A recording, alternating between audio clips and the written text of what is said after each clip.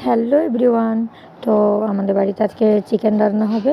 তো ভিডিওটা আমি স্টার্ট করছি 8টা না। চিকেন রান্না করতে যা লাগে আর কি, পেঁয়াজ আলু সবই তো লাগে। পেঁয়াজ তো মাস্ট লাগবেই, আলু না দিলেও হয়, কিন্তু আমার মনে হয় মুরগির ঝোলে আলু না দিলে কিন্তু মুরগির ঝোল মানায় না। হ্যাঁ, তো আমার একটু ঠান্ডা লেগেছে, কাশি হচ্ছে, গলাটাও বসে গেছে। আর এদিকে টমেটো, পেঁয়াজ, আদা রসুনের পেস্ট, ছাতুটা সরিয়ে রেখে দিলাম। আমরা ছাতুর প্যাকেটই খাই, লুজটা খুব কম খাই। আর এদিকে সব কিছু জোগাড় করে আলু কাটতে বসিয়ে দিয়েছি একজনকে, আর একদিকে মাংসটা জলে ভিজিয়ে দিয়েছি, কারণ বরফ হয়ে গেছিলো, ফ্রিজে ভরা ছিল বলে। সকাল থেকে এদিকে ভাত কতটা আছে ওটা দেখলাম। আর দিনে করেছিলাম পুঁই কুমড়ো কচু আর ঢ্যাঁড়স আলুর তরকারি। আর এদিকে দুধটা গরম করেছি, ওটা দেখলাম ঠিকঠাক আছে কিনা।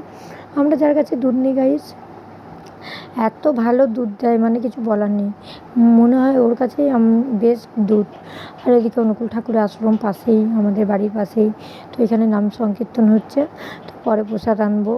এখন মানে নাম সংকীর্তন হচ্ছে, এখন হোক।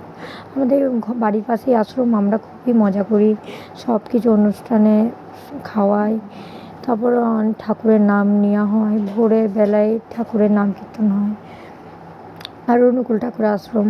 আর এদিকে আমার বর বললো পেঁয়াজের ছালগুলো তুই ছুলে দে, নিয়ে 5 সেকেন্ডের মতন ভিজিয়ে রেখে দে। 5 সেকেন্ডের মতন ভিজিয়ে রাখলে কী হয়, 5-2 যতক্ষণ হোক ভালো করে চোখুটে ধুয়ে নিলেই হয়। কিন্তু কী হয়, কাটার আগে ধুয়ে নিলে ঝাঁঝটা লাগে না, যেই ঝাঁঝটা লাগে, যেই পরিমাণে ঝাঁঝটা লাগে সেটা লাগে না। কেন লাগে, হালকা হয়তো লাগে, সেই রকম লাগে না ডিপ করে। আর এদিকে আমার বড় পেঁয়াজ কাটতে বসে গেছে, আর এদিকে আমাকে বললো কড়াইটা চাপিয়ে দে। আমি এদিকে কড়াইটা গরম হতে খানিক দিলাম, আর এদিকে দেখলাম মাংসগুলো ঠিকঠাকভাবে ছেড়েছে কিনা। হ্যাঁ, ঠিকঠাকভাবে মাংসগুলো ছেড়ে গেছে। তো আমি মাংসগুলো দেখে হাতটা লাল লাল করছে বলে মানে হাতটা ধুতে চলে এলাম। আর এদিকে আমি রান্নাঘর দিকে এলাম, দেখতে এলাম যে তেল আছে কিনা। তো দেখলাম যে তেলই নেই কোটোতে।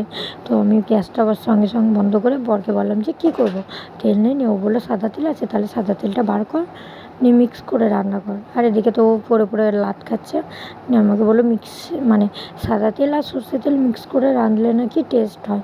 আর যদি এখন আলু ভাজতে যদি সর্ষে তেল, মাংস কষতে যদি সাদা তেল দিস তাহলে টেস্ট হবে না, দুটো একসাথে মিক্স করে রান, তাহলে টেস্ট হবে। আর এদিকে এই ঘরের অবস্থা দেখো, বিছানা চাদর পাতা নেই, কিছু নেই। সব করবো, রান্নাবান্না করে সব কিছু কাজ কমপ্লিট করবো। আমি বললাম এখন কিছু করতে পারছি না। আর এদিকে অবস্থা দেখো, এদিকে সব কিছু গুছিয়ে নিই। তো চলো, এদিকে কাঠের হাতাটা আমি রেখে দিই। আমার এরকম হাতা দেখতে খুবই ভালো লাগে, এরকম বাসন